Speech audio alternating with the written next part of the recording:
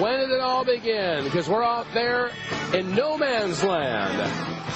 Welcome back to the Monday edition of the Power Hour. Who knows where it goes? Coming up on 55 minutes past the hour. This is Dave. And Joyce, thank you for joining us in the Power Hour today. I want to go back to the subject of Madoff only because this is another one of those agenda stories, ladies and gentlemen, where they cannot find billions of dollars. Now, remember when after 9/11, post 9/11, we have got to check everybody's transactions in their banking account. So therefore, anybody who transfers over $10,000 per account will need to be tracked and traced and probably questioned and their homes broken in, their doors broken in to find out why they would have $10,000 that they would be transferring.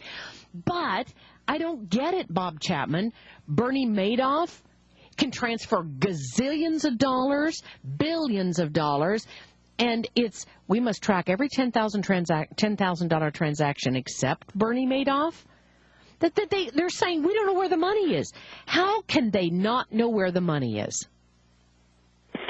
Well, first of all, as soon as the story broke a couple of months ago, one of our people who supplies research out of New York City, who happens to be Jewish, incidentally, told me the story of what was going on. He wrote a letter to the editor, which we posted, and he's a subscriber, so we did it under that section. And he laid the whole thing out. And so the readers of the IF knew exactly what was going on from day one. And that is... And let me just give a plug then. This is why you need to take the International Forecaster. You will know in advance what's going on, and it's great for backyard barbecues to tell everybody what's going to happen.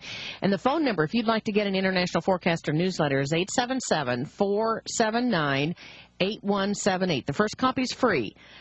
877, or complimentary, I guess I should say, 877-479-8178, theinternationalforecaster.com. Go ahead, I'm sorry. Well, that's okay. And so he had told us that, first of all, there were hundreds of people involved, and the CIA was in on the operation. He didn't mention this, but it was similar to the BCCI operation of the 1980s, which was another money laundering scam, which had been preceded by another scam of similar nature out of Australia called the Nugan Hand conspiracy. And that was a CIA operation as well. In fact, in that one, the depositors lost all their money, and most of them were military people of officerial rank. And Mr. Hand shot himself in the back of the head in suiciding himself. And the other gentleman went to jail for 30 or 40 years. I think he's in the prison in Hawaii right now.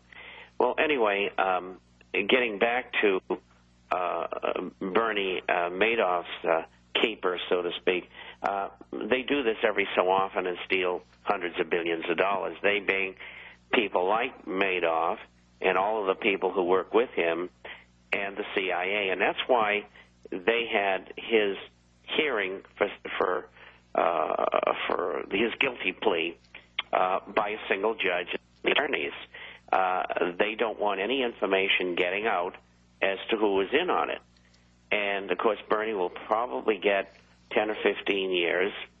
And my guess is he will die in 6 months, or he won't really die, and they'll ship him to Paraguay or someplace to live happily ever after, down with the Bushes, of course.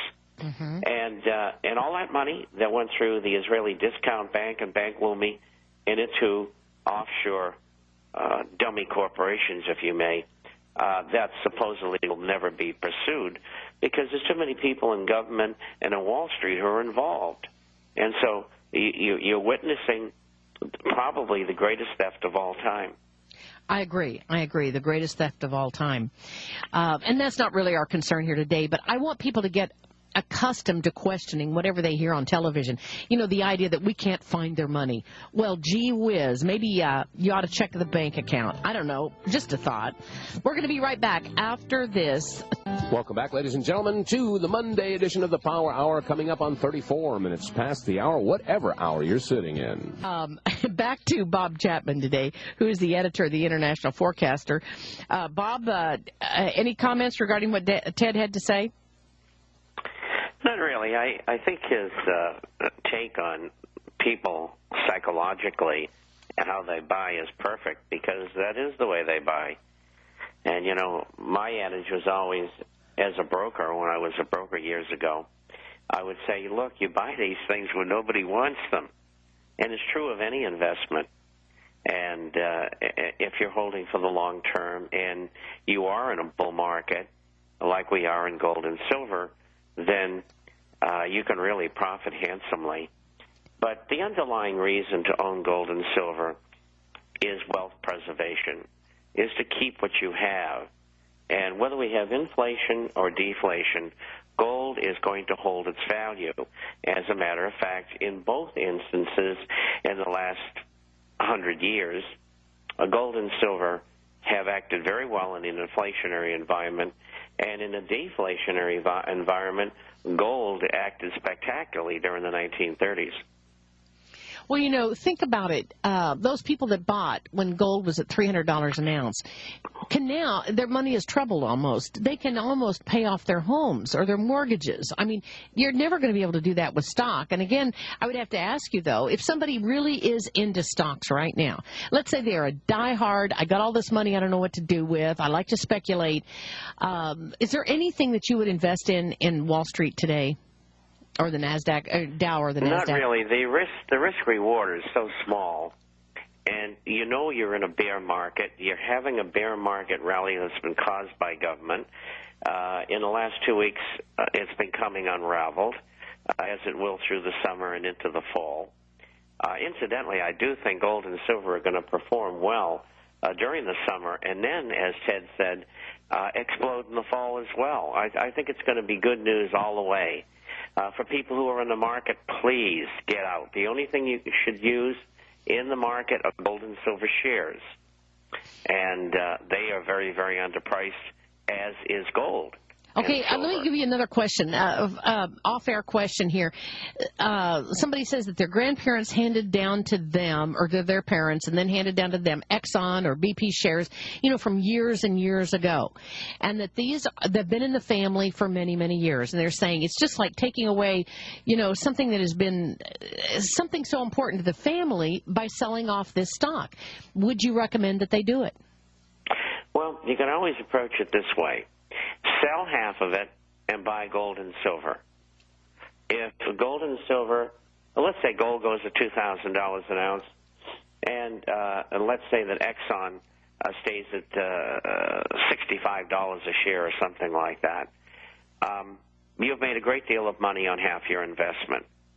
And as gold has gone up and goes up, you can make decisions along the way. You can say to yourself, well, gee, I bought this gold and it just doubled, and Exxon is sitting where it was before, not doing anything, and I'm afraid with this depression that we have, it might go lower. Maybe I should sell half of what I get left in Exxon and buy some more gold.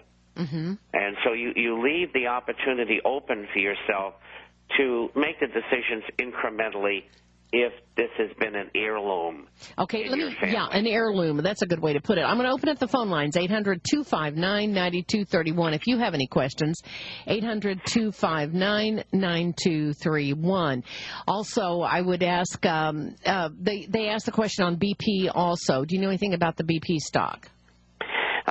They've had some pretty bad management over the last 10 or 15 years. And so the stock really hasn't done as well as it could have. And it's never been a favorite of mine. My favorites in the oils are, and still, you know, for those who want them, are Encana and Apache and Anadarko. Although Exxon has performed well and done well financially, very, very well, as a matter of fact. What was the first one you said? Encana, E-N-C-A-N-A. It's oil and gas, mostly gas. Okay. We'll be right back in 3 minutes. Stay tuned to the Power Hour. Bob Chapman is our guest.